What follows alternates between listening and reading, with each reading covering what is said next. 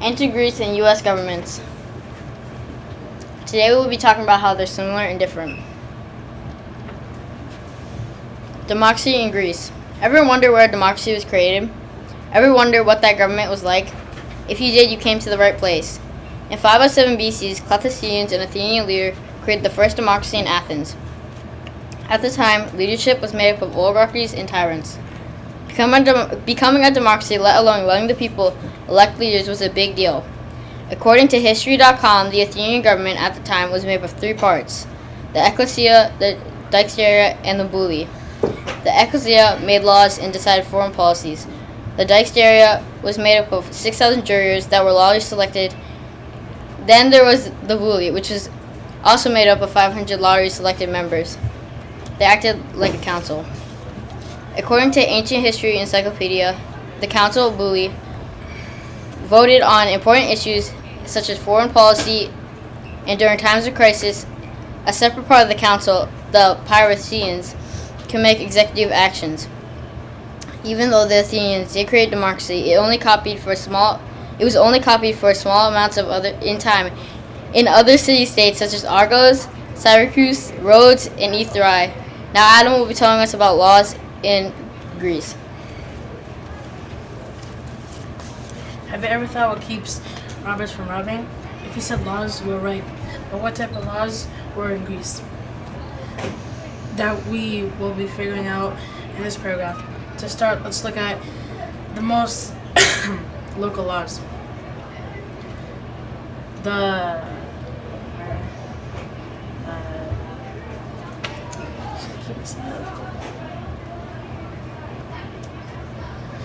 Regarding family issues, there were no set of laws regarding these issues, but instead they were carried out by the head family.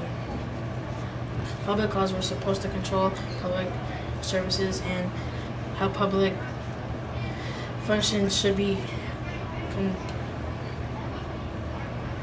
continued. And next we have judicial laws, and judicial laws acted more like guidelines than laws, because judicial laws told judges how to carry out the other laws. Now let's let Kyle tell us about U.S. laws.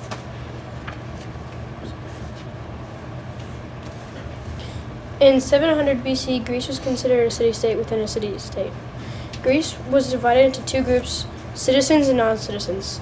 Citizens could only own land and be part of government. Non-citizens were women, slaves, and serfs. Slaves and serfs were different in some city-states. There were more non-citizens than citizens. Only children of citizens had the opportunity to attend school.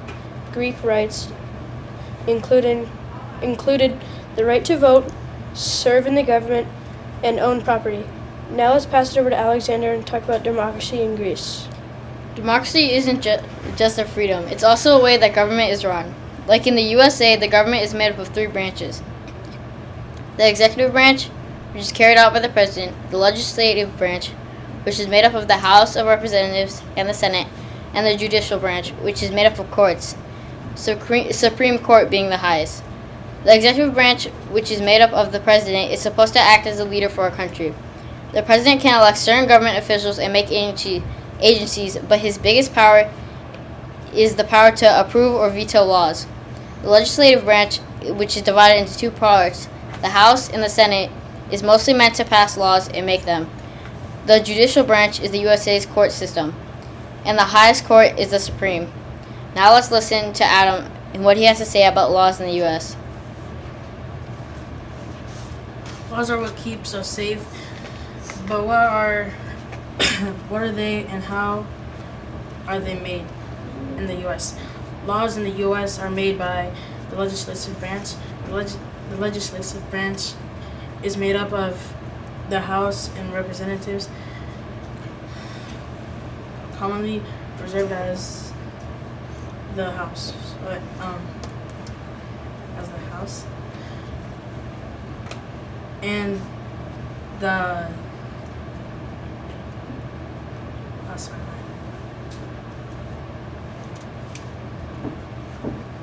Well, the houses represent a total of 435 people from each district. The central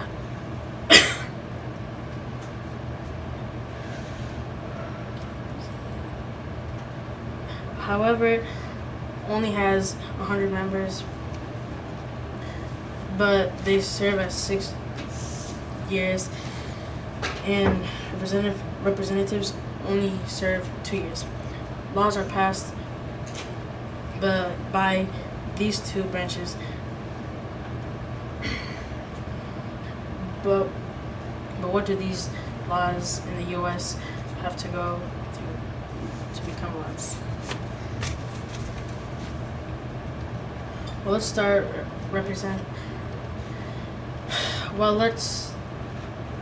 to start, representatives or senators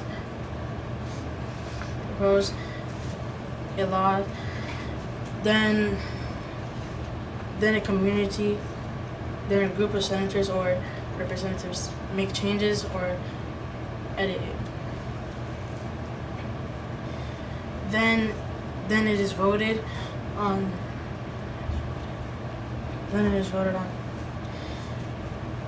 If it makes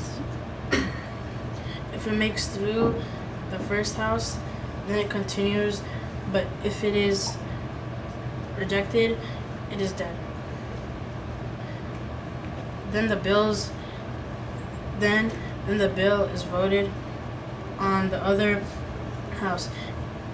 If it makes past the president approves, then it becomes a law. But if the president votes on the bill is dead, votes can be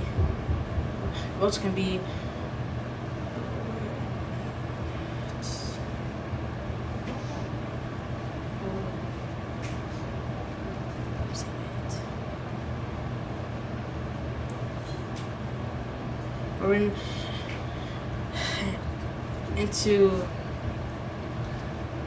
third Congress's votes. So now that we have learned about U.S. laws, let's let Kyle tell us about rights in U.S. The rights in U.S.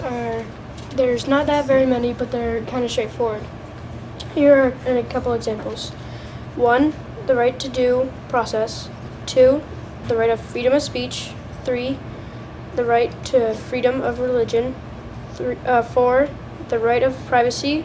5, the right to marry. 6, the right to interstate and intrastate travel. 6, the right to equality, not equally.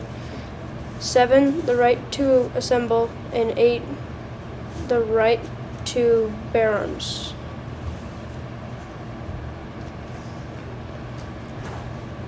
This is our Venn diagram about Greek government and U.S. government and how they're similar and different.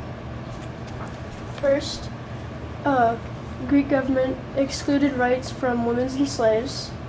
They both have rights, and U.S. are all citizens and have full rights.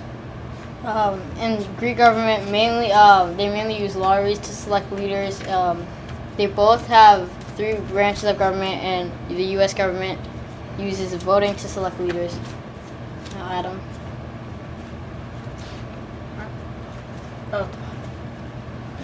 Gay rights. You read the bottom.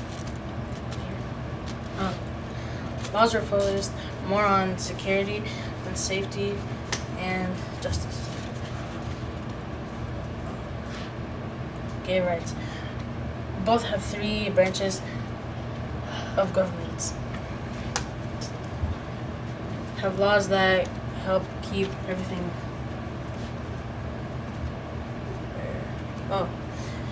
Have laws that help keep everything ordered. All citizens have full rights. Use voting to select leaders. Laws cover everything. Oh shoot. Laws cover every problem in the U.S. from